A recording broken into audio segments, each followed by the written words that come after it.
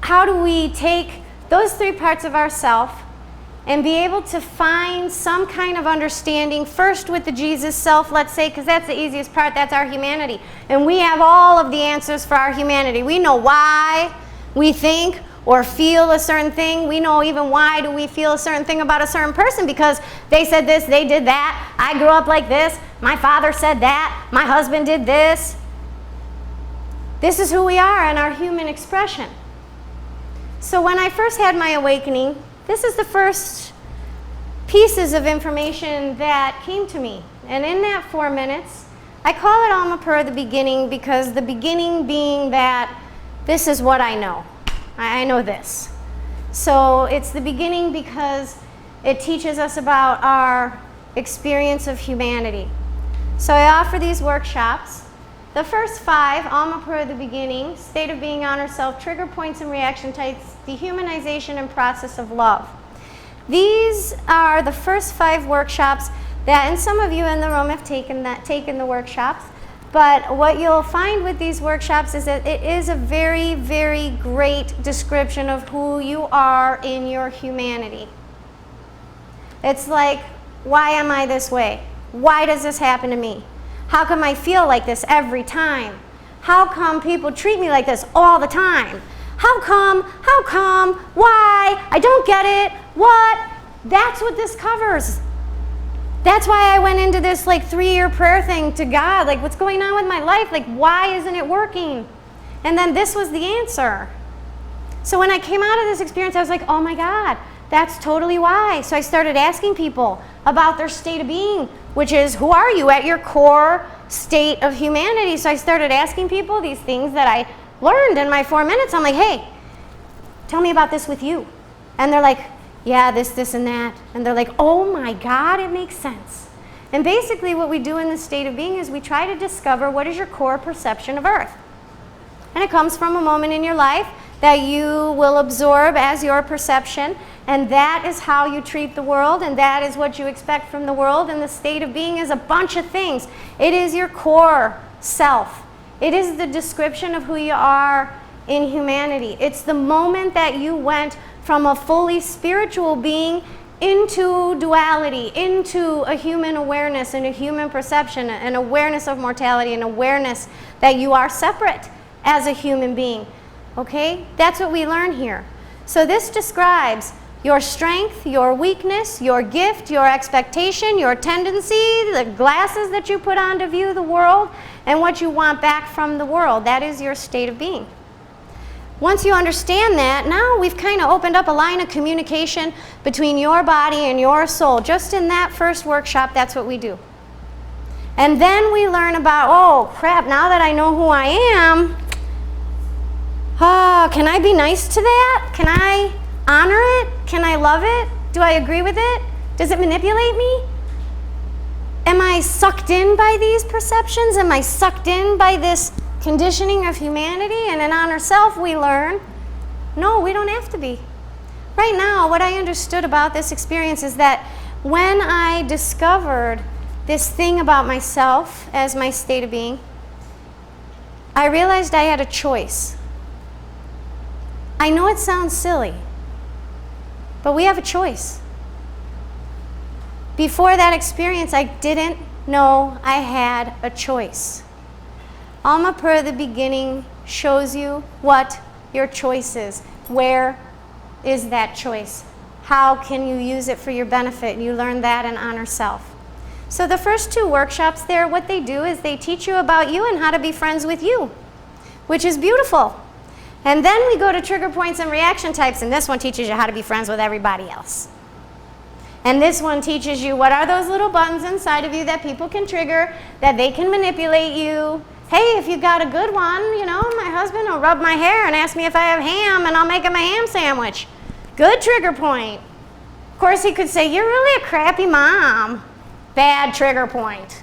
See? So we respond to these triggers inside of us, not even recognizing that they're actually born within us. They're actually our issue. Just because someone figured them out and tells you about them, you get pissed. The idea is to figure out what those trigger points are. How do you react to them? How do they impact your relationships and the people that you talk to? This is the part of this awareness and understanding that enhanced every single relationship in my life, including the one I share with myself. That workshop to me, you know, the first two, they made me like me. They actually made me be friends with me. The third workshop made me be friends with everybody else. So if I can follow those three things and those three concepts and those three pieces of awareness, then I shouldn't really end up in dehumanization, and we all know what dehumanization is because it sucks. You're stuck in a rut, you're depressed, you're separate, you're solo, you're on your own, nobody cares about you, you don't care about anybody else. Some people call it depression. Some people call it a void or a separation or a mismatch of the self. We all know what it is, we all been there. So we talk about that. We talk about how did you get there? Because I guarantee you got there because one of those three things up there, the state of being, the honor self, and the trigger points, you got to dehumanization because something there didn't work. Once we're there and we know how we got there, can we get out? You certainly can get out. Just be nicer to yourself and honor self. That's one of the paths of getting out of that expression of depression or disconnection. We also have process of love, and that kind of puts us all together, all these concepts, put it together. And then you recognize those things about your partner, about the people that you love, about how do they function.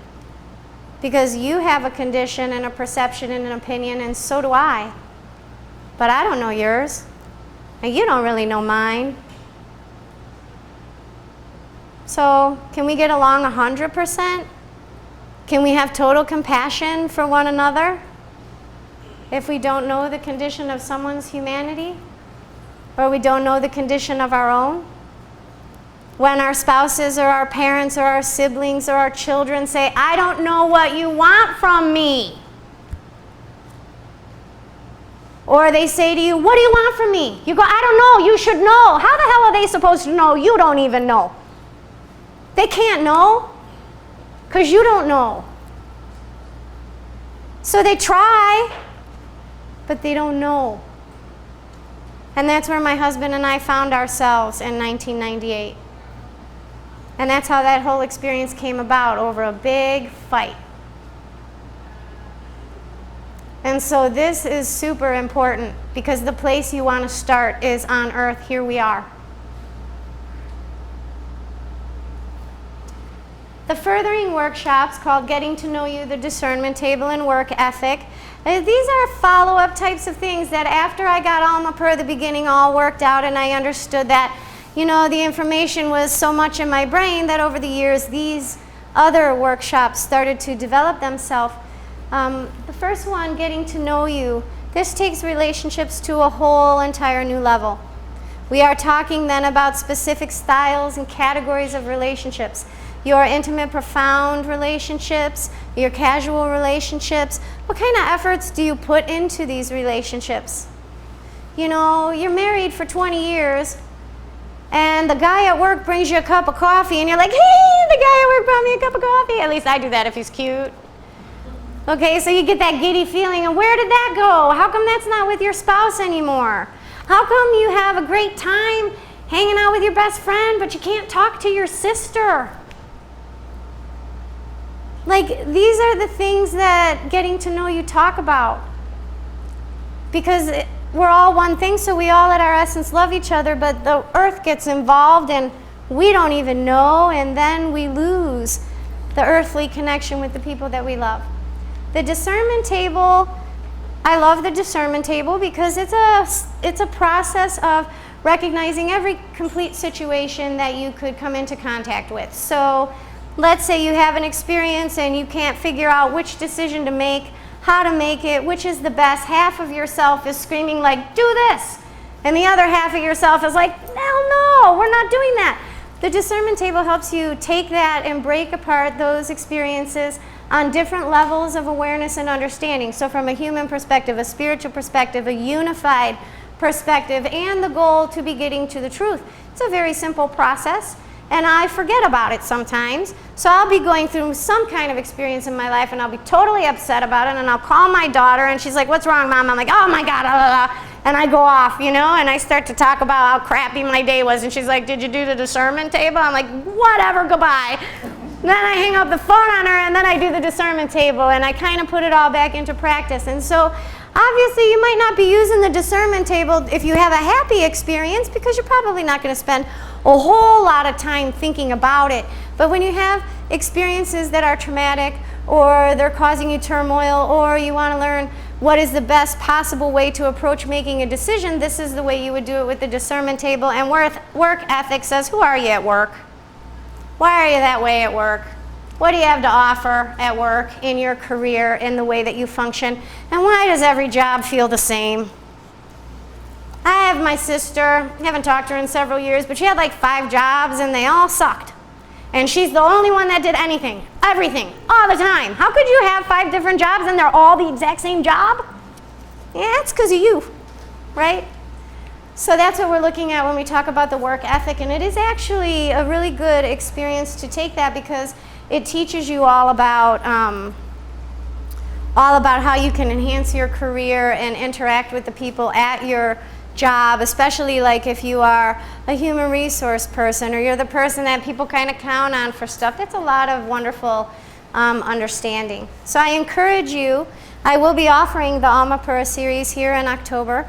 I do encourage you to take it and see if it brings some awareness to you. My real goal, my real desire is that every single person in the whole world could learn what I learned, and that they could know that they have this state of being thing. It's not mine, it's theirs, it's their own experience, it's unique to you. But I want everybody to know that. My youngest daughter was born 8 months before I had my experience, my spiritual experience. And I was holding her in my arms when I had this experience. And she's the first child that I know that's raised under these concepts of who are you from a human perspective. What difference is that with your soul? How do you honor yourself? How do you speak your truth? How do you avoid negative situations in your life that might bring you some kind of discrepancy? And I really wish that every child would know that. I wish every parent would know that about their child. Because this only doesn't serve you, it serves who you love. If I know that my child's core connection to the earth experience is validation, if she walks in the door and I want to say hi to her, and I say, "Hi, honey, how was your day?" and she says, "Fine." Anything interesting? No. But her core self is validation. So when she walks in, I say, "Oh my God, your hair came out awesome today." I don't lie. If it doesn't look awesome, I didn't say it looks awesome. But I find something beautiful about her because she's validation. And then I tell her, "Your hair came out awesome. How was your day?" She's like, "Oh my God, it was really good, Mom. So I was on the bus this morning and Keegan was on the bus." And then she proceeds to tell me all about her day because I validated her. My older daughter's not like that. She's not about validation. She's about communication. So when she walks in the door, I have to say, "Hi, how was your day? What did the boss say? Did anybody tell me about the book you're reading? What movie did you see? And what is that movie about?" And then I can talk to her, and then she'll be near me. I don't have to talk to my younger one. She's got a 4-minute window. If I talk to her more than 4 minutes, she's like, "I'm done, Mom." My other one, 2 hours, and we're just breaking ground. But you can tell based on someone's core self what they need, who they are, what you can give them to make them feel love. And that's the goal of Almapura at the beginning. So that kind of covers our Jesus self.